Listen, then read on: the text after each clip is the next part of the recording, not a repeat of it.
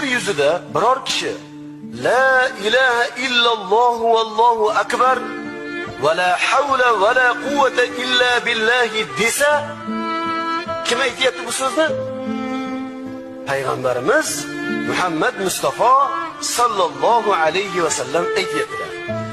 Kim shu so'zni aytsa, albatta uning xatolari agar dengizning ko'pigicha bo'lsa ham kechiriladi. Qarang, biz gunohlardan mag'firat topsak, rizq yo'llarimiz ochiladi. Gunohlardan mag'firat topsak, mushkullarimiz ariydi. Hojatlarimiz albatta ravo bo'ladi. Demak, buning davosi nima ekan?